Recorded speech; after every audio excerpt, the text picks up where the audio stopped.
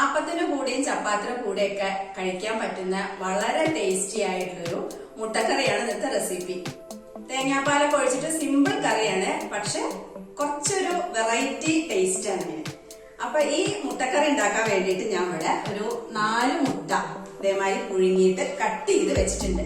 അപ്പൊ ആദ്യം ഇതൊന്ന് റോസ്റ്റ് ചെയ്തെടുക്കണം. മസാല പൊടികളൊക്കെ ഇട്ടിട്ട് ഒന്ന് റോസ്റ്റ് ചെയ്തെടുക്കണം.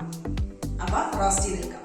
അപ്പൊ ഇതൊന്ന് റോസ്റ്റ് ചെയ്തെടുക്കാൻ വേണ്ടി ഇങ്ങനത്തെ ഒരു പാന് വെച്ചിട്ടുണ്ട്, ചൂടായിട്ടുണ്ട്. ഇനി നമുക്ക് ഇതിലേക്ക് ഒരു ആവശ്യത്തിന്, അതായത് ഒരു ടീസ്പൂൺ ഓയിലോ അല്ലെങ്കിൽ വെളിച്ചെണ്ണയോ ഏതെങ്കിലും ഒന്ന് ഒഴിച്ചു കൊടുത്താൽ മതി കേട്ടോ. അപ്പൊ വളരെ കുറച്ച് മതി, ഡീപ് ഫ്രൈ ഒന്നും അല്ലല്ലോ.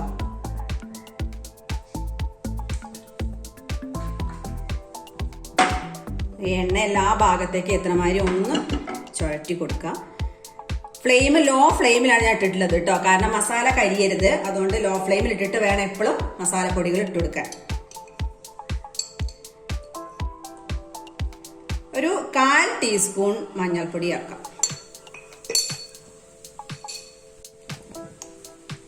അതേപോലെ അടുത്തത് ഒരു 1/4 ടീസ്പൂൺ തന്നെ മുളക് പൊടി ചേർത്തിട്ടുണ്ട്. ഇതിന്റെ കൂടെ ഒരു 1/4 ടീസ്പൂൺ കുരുമുളകും കൂടെ പൊടിച്ച് ചേർത്തിട്ടുണ്ട്. കൂടെ ആവശ്യത്തിനുള്ള ഉപ്പും കൂടി ഇട്ട് കൊടുക്കാം. ഇതൊന്ന് മിക്സ് ചെയ്ത് കൊടുത്തതിന് ശേഷം പൊടികളുടെ ആ ഒരു റോ ടേസ്റ്റ് ഒന്നായിട്ട് പോയിക്കോട്ടെ കേട്ടോ. ഫ്ലെയിം വളരെ കുറച്ച് വെക്കണേ, ഇല്ലാന്നുണ്ടെങ്കിൽ മസാലപ്പൊടികൾ കരിഞ്ഞു പോവുകയുള്ളൂ. ഇനി ഓരോ മുട്ടയുടെ കഷ്ണങ്ങളായിട്ട് ഇങ്ങനെ വെച്ചെടുക്കാം.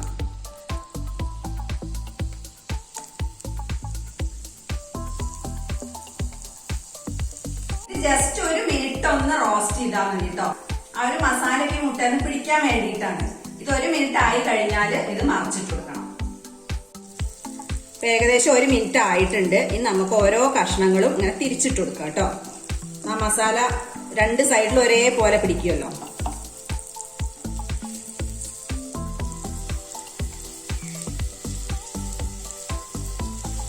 ഇങ്ങനെ മസാല പൊടികളൊക്കെ ഇട്ട് റോസ്റ്റ് ചെയ്ത് എടുക്കുമ്പോഴേ ഒരു പ്രത്യേക ടേസ്റ്റ് ഉണ്ടാവും കഴിക്കുമ്പോൾ. അപ്പൊ ഇത് ഏകദേശം 1 മിനിറ്റ് ആയിട്ടുണ്ട്. ഇത് നമുക്ക് പ്ലേറ്റിലേക്ക് മാറ്റാം.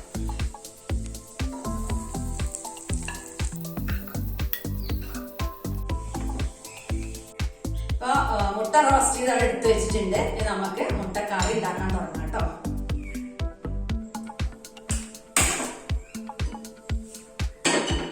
കടായി ഒന്ന് ചൂടാവട്ടെ. ചൂടായ ശേഷം നമുക്ക് ഓയിൽ ഒഴിച്ചു കൊടുക്കാം. നന്നായി ചൂടായിട്ടുണ്ട്. ഇനി ഇതിലേക്ക് ഓയിൽ ഒഴിച്ചു കൊടുക്കാം. 2 ടീസ്പൂൺ 2-2.5 ടീസ്പൂണോളം ഒഴിച്ചിട്ടുണ്ട് കേട്ടോ. എണ്ണ ഒന്ന് ചൂടായിട്ടുണ്ട്. ഇതിലേക്ക് ഒരു 3 വലിയ സവാള ഇടത്തരം മീഡിയം സൈസ് സവാളയാണ് കേട്ടോ. ചെറുതായിട്ട് നൈസായിട്ട് അരിഞ്ഞത് ഇട്ട് കൊടുത്തിട്ട് നന്നായിട്ടൊന്ന് വഴറ്റിയെടുക്കാം.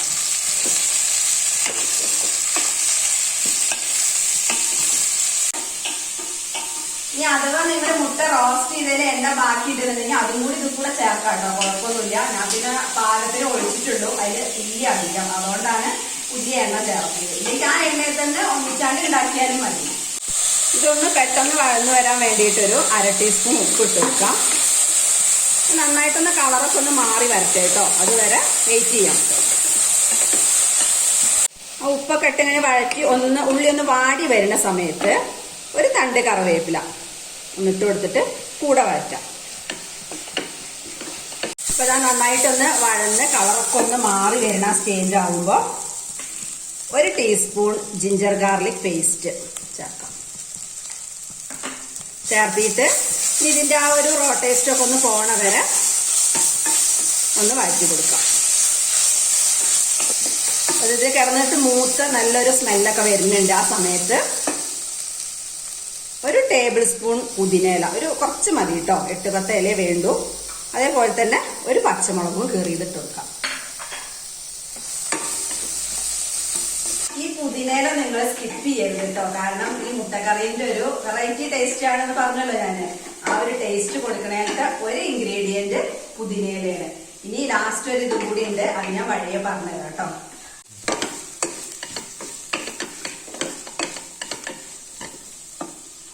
അതാ നന്നായിട്ട് കളറൊക്കെ മാറി വന്ന സമയത്ത് ഫ്ലെയിം നല്ലോണം കുറച്ച് വെച്ചതിന് ശേഷം ബാക്കിയുള്ള മസാലപ്പൊടികളൊക്കെ ഇട്ട് കൊടുക്കാം. അപ്പൊ ഇതിലേക്ക് ഒരു 3/4 ടീസ്പൂൺ പിരിയമുളകിന്റെ പൊടിയാണ് ഇട്ട് കൊടുത്തിട്ടുള്ളത്. അതേപോലെ തന്നെ ഒരു 1/2 ടീസ്പൂൺ ജീരകം, നല്ല ജീരകം വറുത്ത് പൊടിച്ചതാണ് കേട്ടോ. ഇനി ഇതിന്റെ കൂടെ നല്ലോണം 1 ടീസ്പൂൺ മല്ലിപ്പൊടി ഇട്ട് കൊടുത്തിട്ടുണ്ട്. ഇനി ഇത് നന്നായിട്ടൊന്ന് വഴറ്റിയെടുക്കാം ആദ്യം. പിന്നെ ഒരു 2 നുള്ള് കേട്ടോ മഞ്ഞപ്പൊടി. നേരത്തെ നമ്മൾ ഇട്ട് കൊടുത്തതല്ലേ മഞ്ഞപ്പൊടി, അതുകൊണ്ട് ഇനി കുറച്ച് ആവശ്യമുള്ളൂ. അതും കൂടെ ഇട്ടിട്ട് നന്നായിട്ടൊന്ന് ഈ പൊടികളുടെ ആ ഒരു പച്ച മണന്ന് പോകുന്ന വരെ നന്നായിട്ടൊന്ന് വഴറ്റി കൊടുക്കാം. ഈ മസാലപ്പൊടികളൊക്കെ നന്നായിട്ട് മൂത്ത് വന്നിട്ടുണ്ട്. ഇത് 2-3 മിനിറ്റ് നന്നായിട്ട് വഴറ്റിയെടുക്കണം കേട്ടോ. അപ്പൊ മാത്രമേ ആ പൊടികളുടെ ആ ഒരു പച്ച ടേസ്റ്റ് കൂടുള്ളൂ. അതിനുശേഷം ഒരു 2 വലിയ തക്കാളി, ഇപ്പൊ ചെറുതാണെന്നുണ്ടെങ്കിൽ 3 എടുത്തോളൂ, അല്ലാന്നുണ്ടെങ്കിൽ 2 തക്കാളി അരച്ചത് ഒഴിച്ചു കൊടുക്കാം. ഇത് അരച്ചത് ഒഴിച്ചു കൊടുത്തിട്ട് ഈ ഒരു തക്കാളിയുടെ ആ ഒരു റോ ടേസ്റ്റ് പോണം. പിന്നെ ഈ ഉള്ളിയുടെ കൂടെ കിടന്ന് ഒന്ന് കുക്കായി വരണം. നന്നായിട്ടൊന്ന് 2 മിനിറ്റ് ഒന്ന് വഴറ്റിയതിന് ശേഷമാണ് നമ്മൾ വെള്ളം ഒഴിച്ചു കൊടുക്കാൻ പോണത്. തക്കാളി അരച്ചൊഴിച്ചാലും നമ്മൾ 2 മിനിറ്റ് വഴറ്റി കഴിഞ്ഞാല് ആ ഉള്ളിനോട് ചേർന്നിട്ട് അതൊന്നും കൂടി ഇങ്ങനെ സോഫ്റ്റ് ആയിട്ട് നല്ല ഒരു വെന്ത മാതിരി വരും, കഷ്ണങ്ങൾ എന്തെങ്കിലും കൂടിയിട്ട്. അപ്പൊ അങ്ങനെ 2 മിനിറ്റ് നന്നായിട്ടൊന്ന് വഴറ്റി കൊടുത്താൽ മതി. അത് 2 മിനിറ്റ് നന്നായിട്ട് വഴറ്റി കൊടുത്തപ്പോ കണ്ടില്ലേ, രണ്ടും കൂടെ ഒന്ന് യോജിച്ചൊന്ന് സോഫ്റ്റ് ആയിട്ട് വന്നിട്ടുണ്ട്. ഈ സമയത്ത് നല്ല ഒരു കൈകൊണ്ട് തൊടാൻ പാകത്തിലുള്ള ചൂടുള്ള വെള്ളം ഒഴിച്ചു കൊടുക്കാം. 1/2 കപ്പ് ഒഴിച്ചിട്ട് ഇത് നന്നായിട്ടൊന്ന് വെന്ത് വരണം.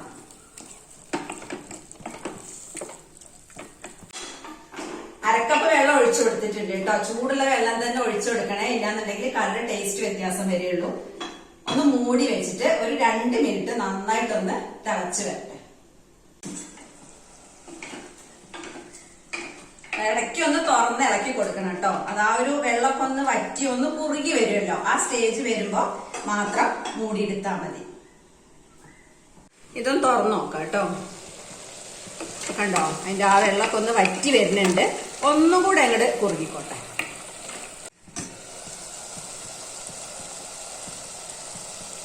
അതാ കണ്ടില്ലേ, നന്നായിട്ടൊന്ന് കുറുകി അതിന്റെ ആ എണ്ണയ്ക്ക് ഒന്ന് സൈഡിൽ കൂടെ തെളിഞ്ഞു വരാൻ തുടങ്ങിയിട്ടുണ്ട്.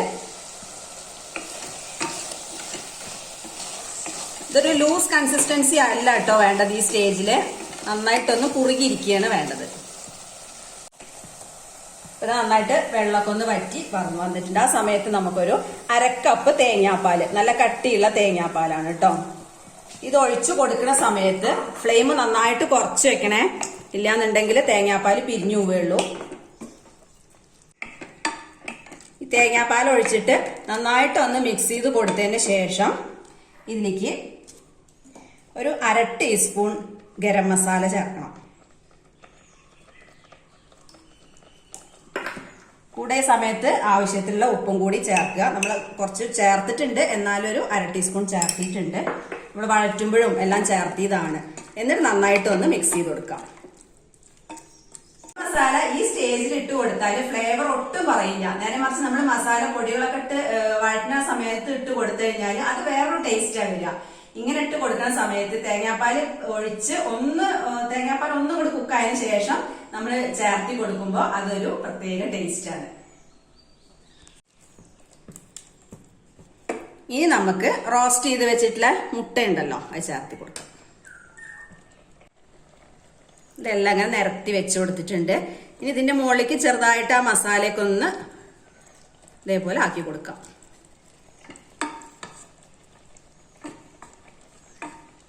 സൈഡിൽ നിന്ന് ഇങ്ങനെ നീക്കി കൊടുത്താൽ മതി. ഇപ്പൊ ഈ മുട്ടയുടെ മേലെ മസാലയൊക്കെ ഒന്ന് പൊതിഞ്ഞ് വെച്ച് കൊടുത്തിട്ടുണ്ട്.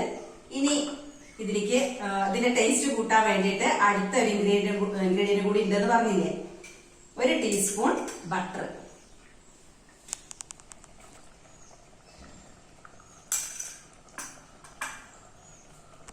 ബട്ടർ ചേർത്തിട്ട് ഒന്ന് മൂടി വെച്ചിട്ട് ഒരു 2 മിനിറ്റ് ഒന്ന് കുക്കായിക്കോട്ടെ. ഇപ്പോൾ 2 മിനിറ്റ് ഒന്ന് കുക്കായിട്ടുണ്ട്. ഈ ബട്ടറും എല്ലാം കൂടെ ഒന്ന് മിക്സ് ആയി വരുമ്പോൾ നല്ല ടേസ്റ്റ് ഉണ്ടാവും കേട്ടോ. ലോ ഫ്ലെയിമിൽ ഇട്ടിട്ട് നന്നായിട്ടൊന്ന് കുക്കായി വന്നിട്ടുണ്ട്. ഈ സമയത്തിന് കുറച്ച് മല്ലിയില ഇടാം.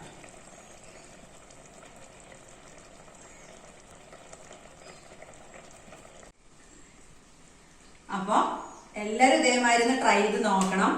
ഉണ്ടാക്കുന്ന സമയത്ത് ഈ 2 ഇൻഗ്രീഡിയന്റും നിങ്ങൾ സ്കിപ്പ് ചെയ്യരുത് കേട്ടോ. കാരണം ഈ മുട്ടക്കറീന്റെ ഒരു ടേസ്റ്റ് എന്ന് പറയുന്നത് പുതിനയിലയും ഈ ലാസ്റ്റ് ചേർക്കുന്ന ബട്ടറുമാണ്. അപ്പൊ ഇതുവരെ ഉണ്ടാക്കി നോക്കിയിട്ടില്ല എന്നുണ്ടെങ്കിൽ എല്ലാവരും ഒന്ന് ഉണ്ടാക്കി നോക്കണം. ഫീഡ്ബാക്സ് എല്ലാം അറിയിക്കണം. ചാനൽ ഇഷ്ടപ്പെടുകയാണെങ്കിൽ ലൈക്ക് ചെയ്യണം, ഷെയർ ചെയ്യണം, സബ്സ്ക്രൈബ് ചെയ്യണം. അപ്പൊ അടുത്തൊരു വീഡിയോയുമായിട്ട് വീണ്ടും കാണാം.